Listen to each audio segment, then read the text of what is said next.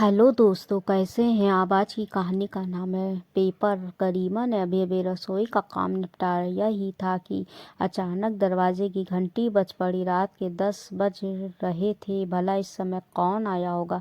गरिमा दरवाज़ा खोलने जा रही थी कि इतने में सासू माँ मोहिनी जी अपने कमरे से निकल कर बाहर आई और आकर दरवाज़ा खोल दिया। सासू माँ की सुर्ती देखकर गरिमा हैरान रह गई।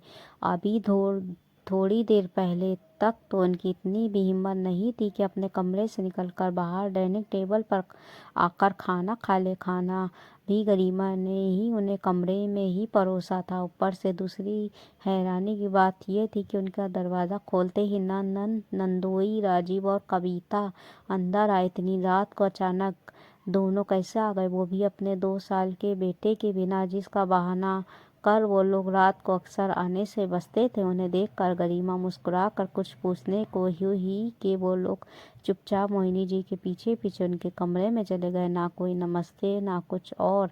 कमरे में पहुंचते ही मोहिनी जी ने भी दरवाज़ा बंद कर लिया। ये देख कर गरिमा हैरान थी। आखिर चल क्या रहा है घर में। गरिमा सारे विचारों को झटक कर अपने कमरे में गई तो उसके पति राघव ने उससे पूछा, कौन आया। राजीव जी और कविता आए हैं इतनी रात को। पता नहीं, मम्मी जी के कमरे में दरवाज़ा अंदर से बंद है। आखिर चल क्या रहा है हमारे घर में। रहने दो, तुम इग्नोर करो। अब दरवाज़ा अंदर से बंद ही कर लिया है तो कोई बात नहीं, तुम सो जाओ, मैं भी सो रहा हूँ, कह कर राघव दूसरी तरफ मुँह करके सो गया। पर उसका व्यवहार गरिमा को बड़ा अजीब लगा। सचमुच ये व्यवहार अजीब था। जिस बहन के आने पर भाई दौड़ता हुआ उसको मिलने चला जाता था, आज उसके आने पर दूसरी तरफ मुंह करके सोया है। आखिर क्या कहे इसे। अभी तो 2 महीने पहले तक सब कुछ सही था। घर में ससुर जी, सासू माँ, मोहिनी जी, राघव और गरिमा और का 4 साल का बेटा प्रिंसी थे। घर में ससुर जी की ही चलती थी, जिनके सामने मोहिनी जी ज़्यादा कुछ कह नहीं पाती थी। जमुना जी का अधिकतर झुकाव अपने बेटी की तरफ ही रहता था। अक्सर कई बार कविता से संबंधित बातों को लेकर वो गरिमा और राघव को सुना देती थी, पर उनके पति अपने बेटे बहू का ही साथ देते थे, इसलिए उन्हें चुप होना पड़ता था। कई बार उनके पति उन्हें समझा चुके थे, यूं बेटे बहू पर दबाव मत डाला करा कर, बेटी तो आते से ही आएगी, पर बेटे बहू ही तुम्हारे साथ होंगे। तब मोहिनी जी चिढ़ कर कहती थी, आजकल कोई बेटा बहू प्यार नहीं करते। लेकिन अभी 3 महीने पहले ससुर जी की तबीयत ज़्यादा बिगड़, उन्हें लकवा हो गया। इस कारण से वो पूरी तरह बिस्तर पर आ गए। उन्हें उस दौरान उन्हें संभालने का काम राघव और गरिमा ने ही किया था। कविता तो 1-2 बार उनसे मिलना आई और 2-3 घंटे रुक कर चली गई। जब कुछ सप्ताह बाद उनकी तबीयत ज़्यादा बिगड़ गई तो उन्हें हॉस्पिटल में एडमिट किया गया। उस दौरान गरिमा ने कविता से मदद ज़रूर मांगी थी, पर उसने अपने बच्चे का बहाना कर दिया और वो नहीं आई, जबकि उसके सास ससुर ने खुद राघव के सामने उसे वहाँ रहने के लिए कह दिया था। वो लोग अपने पोते की जिम्मेदारी भी लेने को तैयार हो गए थे, पर कविता आई नहीं। यहाँ तक कि उसके पति राजीव ने भी काम का बहाना कर दिया। जब 2 महीने पहले उनकी मिट्टी हुई, बस तब ये सब कुछ बदल गया। तब तो 15 दिन कविता यहाँ रुकी थी और तब से इस 1.5 महीने करीबन 10 बार चक्कर लगा भी चुकी थी। यहाँ तक कि राजीव जी भी अब उसके साथ बार बार यहाँ आ रहे थे। जब ये सब राघव को अजीब लगा तो उसने इस बारे में पिछली बार मोहिनी जी से बात की। उसकी बात सुनकर मोहिनी जी नाराज़ हो गई। मोहिनी जी ने जो कुछ कहा उसके बाद राघव पूरी तरह से चुप हो गया। मोहिनी जी ने कहा था, कविता और राजीव जी सही कहते हैं, तुम लोग पूरी प्रॉपर्टी पर अपना हक जमाना चाहते हो। अभी तो मेरी बेटी क्यों आ रही है यही सवाल करेगा, लेकिन कल को मुझे ही वृद्धाश्रम छोड़ कर आ जाओगे। ये सुनकर राघव सकते में आ गया था। इतने से दिनों में इतना जहर भर दिया इन लोगों ने मोहिनी जी के मन में, उसके लिए यकीन कर पाना मुश्किल हो रहा था। उसने उन्हें समझाना भी चाहा, लेकिन वो समझने का नाम ही नहीं ले रही थी। बस उसके बाद वो पास से राघव कविता के आने पर कोई प्रतिक्रिया नहीं देता था।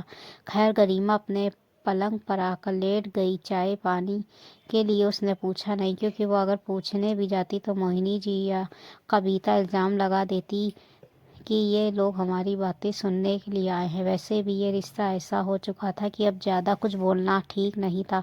थोड़ी देर बाद दरवाज़ा बंद होने की आवाज़ आई। कविता और राजीव शायद चले गए थे। गरिमा ने बाहर आकर देखा तो दरवाज़ा अंदर से बंद था और मोहिनी जी का कमरा भी। वो तो अपने कमरे में आकर सो गई। सुबह उठी तो सब कुछ नॉर्मल था। उसने अपने बेटे को तैयार किया और स्कूल रवाना कर दिया। इधर राघव भी ऑफिस के लिए तैयार हो रहा था। तैयार होकर बाहर डाइनिंग टेबल पर नाश्ता करने आया ही था कि इतने में मोहिनी जी हाथ में कोई पेपर लिए उसके पास आई और राघव के सामने रखते हुए बोली, राघव, जाने से पहले इन पेपर पर साइन कर देना। राघव ने हैरानी से उस पेपर की तरफ देखा और कहा, ये कैसे पेपर है? गांव की जमीन के पेपर हैं जो आज भी तुम्हारे दादाजी के नाम पर है। मुझे पैसों की ज़रूरत है, इसलिए मैं उसे बेचना चाहती हूँ। उसके लिए वो ज़मीन मुझे अपने नाम करवानी है, इसलिए तुम्हारा हक तैयार चाहिए। कविता ने साइन कर दी है। आपको पैसों की ज़रूरत है, पर किसके लिए? राघव ने सवाल किया। तुझे उससे क्या? मोहिनी जी ने कहा। शायद पैसों की ज़रूरत आपको नहीं, आपके बेटी दामाद को है। राघव ने सवालिया नज़रों से देखा तो मोहिनी जी एक बार तो झेप गई। हाँ, है ज़रूरत। मेरी बेटी जमाई को उनका बिजनेस सेट करने के लिए पैसों की ज़रूरत है और ये पैसा मैं उसी को दूंगी। ये सुनकर राघव और गरिमा दोनों सकते में आ गए। उन दोनों ने मोहिनी जी को समझाना चाहा, लेकिन वो समझने का नाम ही नहीं ले रही थी। आखिर थक हार कर राघव ने कहा, ठीक है मम्मी, मैं ये ज़मीन बेचने के लिए तैयार हूँ, पर मुझे भी मेरा हक चाहिए। देखा ना, आ गया ना अपनी वाली पर। सच ही कहती थी मैं। बेटा बहू कभी निहाल नहीं करते। जो करना कहना हो वो कहो मम्मी, पर मुझे फ़र्क नहीं पड़ता। तुम्हारी बेटी दामाद के प्यार में मैं रोड पर नहीं आना चाहता। मुझे मेरा हिस्सा दे दो, फिर भले अपना हिस्सा उसे दो या अपनी बेटी पर लुटाओ, चाहे कुछ भी करो। राघव ने कहा। आखिर मोहिनी जी ने राघव को काफ़ी कुछ सुनाया, लेकिन राघव झुकने का नाम ही नहीं ले रहा था। तब मोहिनी जी ने कविता और राजीव को भी फ़ोन लगा दिया। वो दोनों भी उसी समय आ गए, पर राघव की जिद के आगे भी वो कुछ नहीं कर पाए। आखिर तब कविता बोली, भूल मत, ये मकान मम्मी का है। ये आज चाहे तो तुम लोगों को घर से निकाल सकती है। मकान तो इसी के नाम पर है। अचानक मोहिनी जी ने कहा, क्या आपने मकान भैया के नाम पर कर दिया? ऐसी बेवकूफ़ी कैसे कर सकती हो आप? मोहिनी ने कहा, अरे 2 कमरों का तो मकान था, इसे पूरा बनवाने के लिए लोन उठाना था।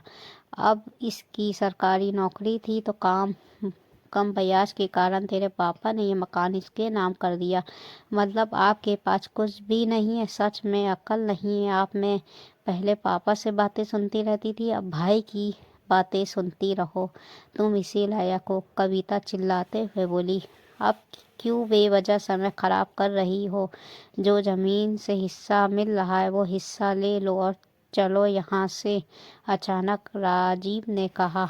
उसकी बात सुनकर कविता ने वो पेपर मोहिनी जी के हाथ से ले लिया और वही फाड़ कर फेंक दिए। नहीं करना मुझे कोई हक तैयार, मुझे तो मेरा हिस्सा चाहिए, कहकर कविता पैर पटकती हुई वहाँ से राजीव के साथ रवाना हो गए। मोहिनी जी ये सब देखते ही रह गई। कैसे बेटी जमाई ने एकदम से रंग बदल दिया। मम्मी, हो गई तसल्ली? यही बात हम आपको समझाना चाह रहे थे, पर आपको समझ में नहीं आ रही थी। अचानक गरिमा ने कहा, अरे, जो बेटी अपने बीमार पिता के लिए नहीं आ पाई, अचानक उसके पास इतना वक्त कैसे आ गया कि उनके मरते ही वो आपके पास बार बार आने लगी? कभी कभी कुछ खून के रिश्ते भी स्वार्थी होते हैं, राघव ने कहा। आखिर राघव और गरिमा की बात सुनकर मोहिनी जी अपना सा मुंह लेकर रह गई।